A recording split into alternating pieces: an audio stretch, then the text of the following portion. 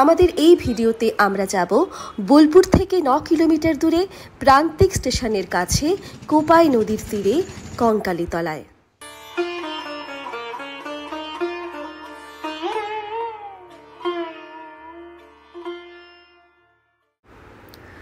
কঙ্কালীতলা হলো 51 সতীপীঠের একটি পীঠ।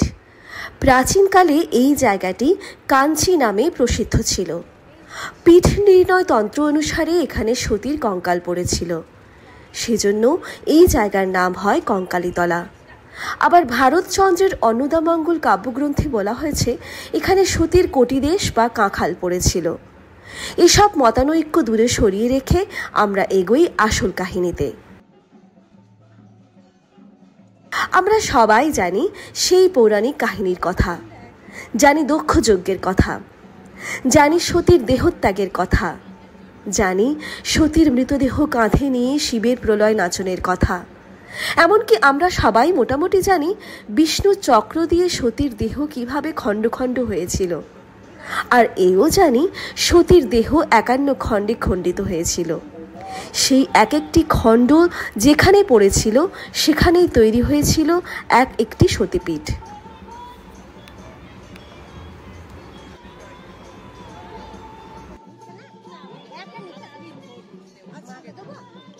জয় মা কঙ্কালী, জয় মা, ভালো রাখুক মা কঙ্কালী, তোমাদের ভালো রাখুক।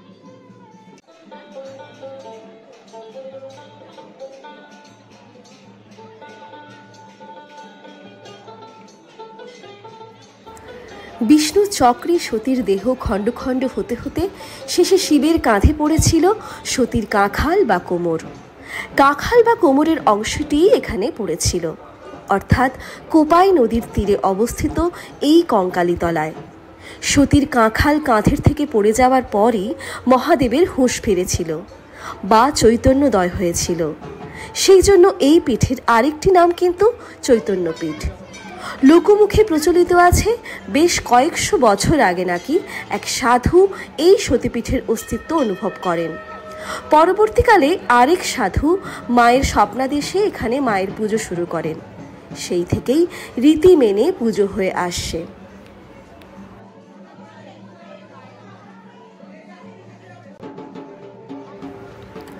বিশাল জায়গা জুড়ে এই কঙ্কালীতলা। মন্দিরের সামনে দেখছেন কত বড় নাট মন্দির। মন্দিরের গর্ভগৃহে পাথরের বেদির ওপর কাঠের ফ্রেমে কাঁচ দিয়ে বাঁধানো শ্মশানকালীর একটি ছবি। এখানে কিন্তু মায়ের কোনো মূর্তি নেই, এই চিত্রপটেই মায়ের পুজো করা হয়। শোনা যায় বেশ কয়েক বছর আগে এক শিল্পী মায়ের মূর্তি তৈরি করার চেষ্টা করেছিলেন, কিন্তু মূর্তি তৈরি শেষ হওয়ার আগেই তিনি অজানা কোনো কারণে মারা যান। তারপর আর কেউ মায়ের মূর্তি তৈরি করার সাহস পাননি। চৈত্র সংক্রান্তির দিন মায়ের বাৎসরিক পুজো হয়, সেদিন কুণ্ডটিকে পুজো করা হয়। সেই উপলক্ষে মেলাও বসে। সেই সময় স্থানীয় মানুষজন ছাড়াও বহু দূর দূরান্ত থেকে ভক্তরা এখানে আসেন।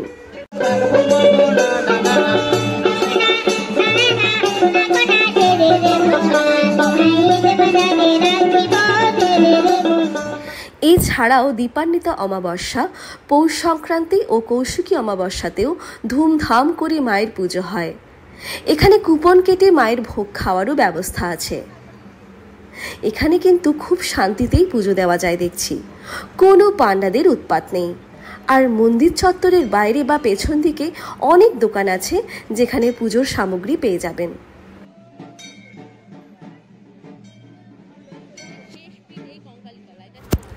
একান্নতম সতীপীঠ কঙ্কালীতলার পাশেই আছে মহাশ্মশান। এটি হলো শেষ সতীপীঠ। বীরভূম জেলায় অবস্থিত 5টি সতীপীঠের একটি পীঠ হল কঙ্কালীতলা। মন্দিরের ডান দিকে দেখছি একটি চৌকো বাঁধানো কুণ্ড। বিশ্বাস করা হয় এই কুণ্ডের ঈশান কোণে সতীর কাঁখাল পড়েছিল। এই কুণ্ডের মধ্যেই রয়েছে কয়েকটি প্রস্তরখণ্ড, যার মধ্যে এক একটিকে সতীর দেহাংশ বলে মনে করা হয়, আর 5টি প্রস্তরখণ্ডকে মহাদেব রূপে কল্পনা করা হয়। 20 বছর পর পর কুণ্ড থেকে এই প্রস্তরখণ্ডগুলো তুলে মহা সমারোহে পুজো করা হয়। পুজোর পর ওই পাথরের খণ্ডগুলোকে আবার কুণ্ডের মধ্যে নিমজ্জিত করে রাখা হয়। প্রচলিত আছে যে এই কুণ্ডের সাথে নাকি বেনারসের মণিকর্ণিকা ঘাটের যোগাযোগ রয়েছে, যার ফলে কুণ্ডের জল কখনো শুকিয়ে যায় না, আবার কুণ্ডের জল কখনো উপচিয়ে ওঠে না। মানুষের বিশ্বাস এই কুণ্ডের জল পান করলে সমস্ত রকম দুরারোগ্য ব্যাধি সেরে যায়, তবে কুণ্ডের জল পান না করাই ভালো।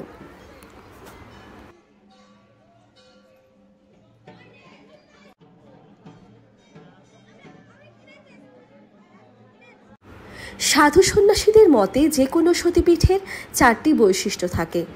সেগুলি হলো সতীর দেহাংশ যেখানে পতিত হয়েছিল বলে ধরে নেওয়া হবে সেখানে স্থাপিত দেবীর একটি নাম থাকবে, দেবীর একটি ভৈরব থাকবে, তারও একটি নাম থাকবে, এবং সতীপীঠের পাশেই থাকবে মহাশ্মশান আর থাকবে একটি নদী। কঙ্কালীতলায় দেবীর নাম দেবগর্ভা, দেবীর ভৈরব হলেন রুরু। রুরু শব্দের অর্থ হলো আলো।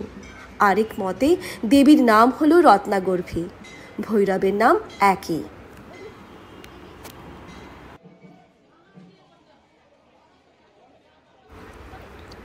মন্দিরের পেছন দিক দিয়েই ঢুকেছিলাম, ওই দিক দিয়েই পুজো দিয়ে বেরিয়ে কিছুটা হেঁটে কোপাই নদীর তীরে এলাম।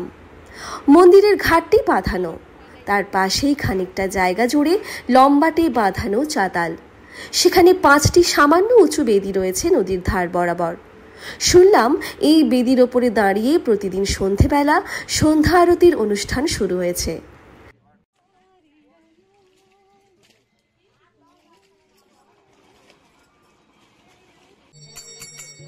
মায়ের মন্দিরে প্রবেশপথের বাঁ দিকে বিরাজ করছেন কাঞ্চীশ্বর শিব। শিব এখানে স্বয়ম্ভূ। গর্ভগৃহে গোলাকার গর্তের নিচে কালো রঙের শিবলিঙ্গের উপরিভাগটা দেখা যায়। ভক্তরা দলে দলে আসছেন, পুজো দিচ্ছেন, চলে যাচ্ছেন।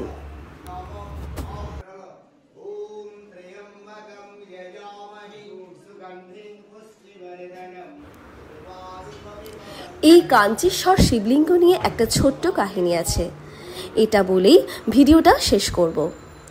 কথিত আছে কাঞ্চীর রাজা রাজেন্দ্র ঢোল এই অঞ্চলে তদানীন্তন রাজা প্রথম মহিপালকে পরাজিত করে স্থানটি দখল করে নেন। কাঞ্চী রাজা ছিলেন শিব ভক্ত, তাই তিনি কোপাই নদীর ধারে এই শিব মন্দিরটি প্রতিষ্ঠা করেছিলেন। তাঁর প্রতিষ্ঠিত মন্দিরের শিবলিঙ্গটি কাঞ্চীশ্বর শিবলিঙ্গ নামেই পরিচিত।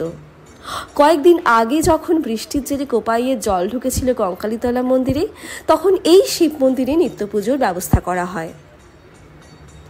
এখানে কিভাবে যাবেন সেই সমস্ত তথ্য ডেসক্রিপশনে দেওয়া রইল।